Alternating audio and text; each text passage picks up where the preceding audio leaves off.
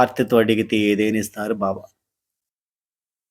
దైవం ఈ ప్రపంచానికంతటికీ పోషకుడు, రక్షకుడు. మనకందరికీ ఆయనే తల్లి, తండ్రి, సర్వము. కనుక మనకి ఏ కష్టం వచ్చినా ఆయనకే చెప్పుకోవాలి. మనకేం కావాలన్నా బాబానే వేడుకోవాలి. బాబా భక్తికి వసుడవుతాడు. ఆయన దయామయుడు. కాబట్టి భక్తితో, ఆర్తితో మనం వేడుకుంటే కరిగిపోతాడు. వేడి పెరిగిన కొద్దీ గిన్నెలో పాలు పొంగుతాయి. అప్పుడు చల్లని నీరు ఆ పొంగును తగ్గించి పాలను శాంతింపజేస్తుంది. అలాగే బాధలు ఎక్కువైన కొద్దీ మనలో దుఃఖం పొంగి వేదన చెందుతాం. చల్లని తండ్రి సాయిబాబా తన దీవెనలు మనపై కురిపించి మనస్సును కుదిరిపడేలా చేస్తారు. కన్నీళ్లతో కలత చెందిన భక్తుల్ని బాబా విడువరు. వెంటనే వచ్చి ఏదో ఒక రకంగా మన సమస్యలు తీర్చివేస్తారు. అయితే ఒకటి మాత్రం గుర్తుపెట్టుకోవాలి, మన కోరిక ధర్మ సమ్మతం కావాలి. బాగా చదువుకొని ఉద్యోగం లేక కుటుంబాన్ని పోషించలేక బాధపడే భక్తుడు ఆర్తితో ప్రార్థిస్తే బాబా దయతో అతనికి అనుకోకుండా ఎవరి ద్వారానైనా ఉద్యోగం ఇప్పిస్తారు. అలాగే ఇంజనీరింగ్ పరీక్షలు ఉత్తీర్ణుడైన నానాసాహెబ్ చంద్రకర్ అల్లుడు ఉద్యోగం దొరకక బాధపడ్డాడు.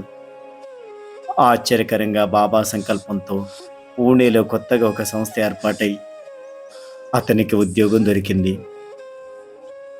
మనలో చాలామంది భక్తులు బాబాను లౌకికమైన కోరికలు కోరుతారు. కానీ నిజమైన భక్తితో, శ్రద్ధతో, ఆర్తితో భవవిముక్తిని కోరితే తప్పక బాబా ఆ మార్గంలో మనల్ని నడిపి గమ్యం చేరుస్తారు. అందుకే కోరుకున్నాం, సాయి హృదయంలో నిత్య నివాసం.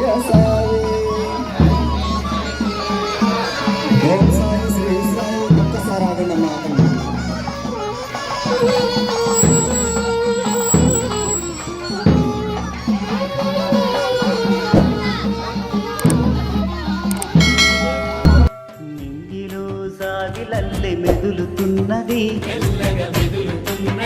తామరాకు ఓలె తన్మయముగా తేలుతున్నది, చల్లగా తేలుతున్నది.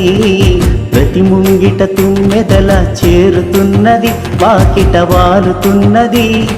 హారతులే అందుకుంటూ సాగుతున్నది, ముందుకు సాగుతున్నది. అలలాగా సాగుతున్నది సాయి పల్లకి, కమ్మని కలలాగా సాగుతున్నది సాయి పల్లకి.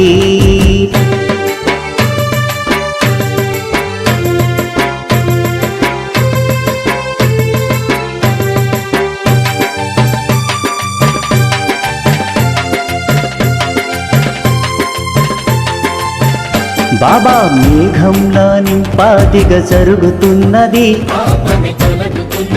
మేలిమి బంగారు వన్నెలతో వెలుగుతున్నది, పుణ్యమే పంచుతున్నది. ప్రకృతంత పల్లకీకి ముక్కుతున్నది, ప్రతి గుండెను సాయి గుడిగా చెక్కుతున్నది, ముక్తి దక్కుతున్నది.